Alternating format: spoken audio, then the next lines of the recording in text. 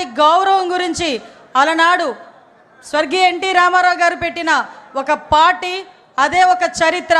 అదే ఆ తెలుగుదేశం పార్టీ. ఆ పార్టీ పెట్టి ఈ రోజుకి కూడా తెలుగు ప్రజలు గర్వంగా నిలబడేటట్టుగా చేసిన ఆ మహానుభావుడికి మనందరి తరపున ఘన నివాళులు అర్పిస్తూ ఈరోజు అదే తెలుగుదేశం పార్టీ ఆశయాలకు అనుగుణంగా ఒక తండ్రి స్థానంలో ఉండి ఎన్నో ఒడిదుడుకులు ఎదుర్కొన్నప్పటికీ కూడా, ఎన్నో అవమానాలు ఎదుర్కొన్నప్పటికీ కూడా, ఎంతోమంది ఎన్నో మాటలు అన్నప్పటికీ కూడా తెలుగుదేశం పార్టీ కార్యకర్త గురించి, తెలుగుదేశం పార్టీ నాయకుల గురించి, కార్యకర్తల గురించి, తెలుగు ప్రజల గురించి నేనున్నానని అన్ని అవమానాలు పడి కూడా మీ అందరి గురించి అవమానాలు పడినా కూడా చెక్కు చెదరని చిరునవ్వుతో మన ఎదురుగా నుంచిన మన నాయకుడు నారా చంద్రబాబు నాయుడు గారికి పాదాభివందనం చేసుకుంటూ, అదేవిధంగా ఈరోజు తండ్రికి తగ్గ తనయుడు, తాతకి తగ్గ మనవడు అంటుంటా. మొన్నైతే తండ్రికి తగ్గ తనయుడని చాలా సందర్భాల్లో నేను నిరూపించిన నా సోదరుడు లోకేష్ బాబు గారు మొన్న మానవత్వం, తెలుగుదేశం పార్టీ అంటేనే మానవత్వంతో కూడిన పార్టీ అని తాతకి తగ్గ తనయుడిగా మొన్ననే నిరూపించిన తను తన సొంత ఖర్చులతో అవయవ దానం చేసిన ఒక గుండె మార్పిడి విషయంలో ముందుకొచ్చి నడిపించిన వ్యక్తి నా సోదరుడు అని గర్వంగా చెప్పుకునే మా జాతీయ ప్రధాన కార్యదర్శి నారా లోకేష్ బాబు గారికి, అదేవిధంగా రాష్ట్ర పార్టీ అధ్యక్షులు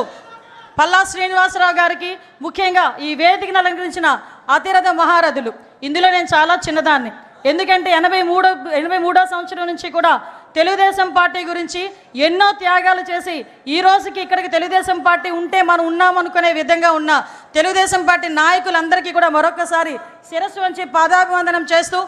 తెలుగుదేశం పార్టీ కార్యకర్త,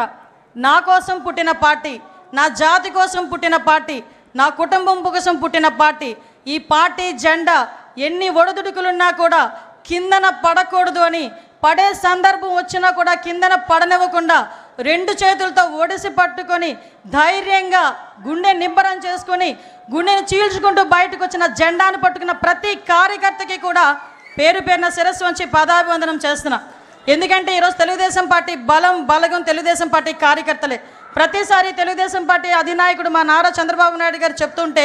ఒక్కొక్కసారి నాకు 12 సంవత్సరాల రాజకీయ అనుభవం, ఈ రాజకీయ అనుభవంలో చూసిన సందర్భాలు చాలా ఉన్నాయి. మేము పార్టీ క్యాన్వాసింగ్కి వెళ్ళినా, ఎక్కడికైనా మీటింగ్కి వెళ్ళినా పెద్దవాళ్ళు 2-3 వచ్చి ఏదైనా పెన్షన్ అడుగుతారేమో, లేకపోతే ఏదైనా హౌసింగ్ స్కీమ్ అడుగుతారేమో అనుకుంటే నా దగ్గరకు వచ్చి చాలా సందర్భాలు, అమ్మ పార్టీ జెండా ఇవ్వమ్మా, మా ఇంటికి కట్టుకుంటానని చెప్పి సందర్భాలు కూడా చాలా ఉన్నాయి. అటువంటి మహానుభావులందరూ ఉండబట్టే 43 సంవత్సరాలుగా ఎన్నో ఒడిదుడుకులు ఎదుర్కొన్నా కూడా ఈరోజు పార్టీ నిలబెట్టుకోగలుగుతున్నాం. ముఖ్యంగా తండ్రి స్థానంలో ఉన్నారని ఎందుకు మాట్లాడుతున్నానంటే, గౌరవ చంద్రబాబు నాయుడు గారి గురించి